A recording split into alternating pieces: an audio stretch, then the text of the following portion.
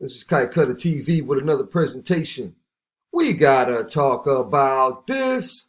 Okay, guys. Terminating border wall contracts will cost billions, says CBP head. Two Trump administration contract summaries obtained by a border report shows termination dates of 2022. President-elect Joe Biden has promised his administration would not build any more border wall, but terminating the contracts could cost billions of dollars, U.S. Customs and Border Protection Acting Commissioner Mark Morgan said this week. In anticipation of projects possibly being curtailed, contractors across the Southwest appear to be speeding up construction, which all will factor in the settlements they could get. The Trump administration has completed over 430 miles of new border wall, Morgan said Monday on a media call, adding, "I'm very confident that we're going to meet our mark, our goal that we have set of 450 miles by the end of the calendar year." To meet this goal, construction crews are working all hours of the day, nights, and weekends too, especially in remote areas of Arizona where sections of border wall can cost as much as $41 million per mile. Entire sections of mountaintops are being blasted, Border Report has witnessed, with environmentalists complaining that there is no limit to the destruction the administration is wreaking on environmentally sensitive wilderness areas due to the massive amount of environmental waivers that have been issued. Okay, so obviously I've been showing this. A lot of these environmental waivers are coming from these basically environmental advocates or these illegal immigrant advocates as well, because that's what it comes down to at the end of the day. All these people that don't want the border wall being built, the majority of them are illegal immigration advocates, or they would say immigration advocates and leave out the illegal. Check this out. If President-elect Joe Biden makes good on his campaign promise to stop border wall construction, he could take it a step further and dismantle the 430 miles of new border wall recently built. But even if he doesn't do that, U.S. Customs and Border Protection Acting Commissioner Mark Morgan said this week that terminating current border wall contracts would cost, quote, billions of dollars, and he said it would be a waste of taxpayer funds. Morgan is seen here speaking to media on October 29th during a ceremony in McAllen, Texas, commemorating the 400th mile of new border wall built under the Trump administration. During a virtual media briefing this week, he reiterated its importance. Let's consider the cost directly to the American taxpayers when we walk away, which would probably be billions of dollars that have already been invested and assigned to a contract. Morgan predicted that 270,000 tons of steel bollards would go unused or have to be destroyed, and he said there might be storage costs for the material. The process for ending government contracts is called a termination for convenience, and according to the Congressional Research Service, is the government's right when it is in the government's interest to do so. First, Biden would have to give cancellation notices to contractors who would then submit cost settlement requests that would be negotiated and approved by the U.S. Army Corps of Engineers. Congressman Henry Cuellar, a South Texas Democrat who is vice chairman of the House Appropriations Subcommittee on Homeland Security, told Border Report he doesn't want the border wall built, but he advocates that some of the technology like infrared cameras and all-weather roads continue to be placed on the southwest border. He says 1 mile of border wall costs about $26 million to build, but 1 mile of technology only costs $1 million. You can do a better job to secure the border for a lot less money. You can certainly use that money. If it's military money, you put it back again. Once the president-elect gives that order to stop the wall, then that money will go back to the account of Homeland, and they can use that for technology. They can use that for get the Border Patrol new equipment, new facilities, put new technology at ports of entry, hire more CBP officers. For BorderReport.com in McAllen, Texas, I'm Sandra Sanchez. The Trump administration says it will meet its goal of completing more than 450 miles of that border wall by the end of this calendar year. But our next guest warns of disaster if construction is stopped under a new administration.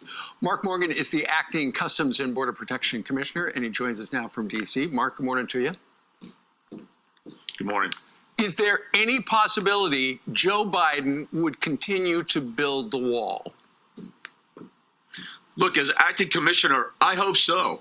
Right now, if you look at what the Biden administration, the policies are going to be, it's not just about stopping construction of the border wall. It's about providing amnesty to millions of people. It's about getting rid of the CDC's Title 42 order, the Migrant Protection Protocol, which ended catch and release. It's about giving them free health care. Look, Steve, I could go on and on. That is not an immigration strategy. Mark my words, that is an open border strategy. And the cartels and human smugglers already see that loud and clear, and they're already fueling the perceptions that with the change of administration, our borders are going to be wide open, and it is absolutely increasing illegal immigration right today. Mr. Morgan, is there any possibility that, given the fact that now we've got 450 miles of this beautiful, very expensive border wall, is there any possibility the next administration would take it down? Absolutely. Look, they've said that. Look, these are my words. Joe Biden has said he will not build another foot of wall. Quote. That's very disturbing. Look, they have that. They can do that. It's called a termination for convenience. They can terminate the contract for building the wall. But Steve, that's going to cost taxpayers billions of dollars. They're going to walk away. We're going to have to go in settlement agreement with the contractors. We're going to have to pay them from what they've done so far. There's, for example, materials. There's 270,000 tons of steel that's already been paid for that we're going to have to reimburse to just walk away from. That's unconscionable to me. And real quick, it's not just about steel and concrete going on the ground. It's about state-of-the-art technology. They're not just going to cancel steel and concrete. They're going to cancel a technology, which has been a game changer for securing our borders. Because Congress has not acted on any sort of immigration reform, the president, Donald Trump, has had to do things through executive order. Get rid of things like catch and release and things like that. And you've been on this program to talk a little bit about it. But going forward, you touched on this a moment ago. The Open Borders lobby essentially is asking the incoming president to quickly grant executive amnesty through executive order and some little known law that nobody except you would probably know about. That's right, Steve. You're absolutely right. Because of Congress' failure to act to address the immigration crisis, and that's key, this has had to have been done through executive orders, which an incoming president could undo all of those on January 21st. And if he does that, I'm predicting, Steve, right here, right today on this show, I'm predicting if they do what they promised they're going to do, specifically get rid of MPP, for example, you will see another crisis at our border, and it will pair in comparison to what we saw last year. After years of the DACA immigration program being canceled, the federal district court is reinstating it. And applications from dreamers, these are immigrants who came into the U.S. as minors, are pouring in. But as Kayla Green reports, a local immigration attorney says one specific thing needs to happen to make this a permanent change.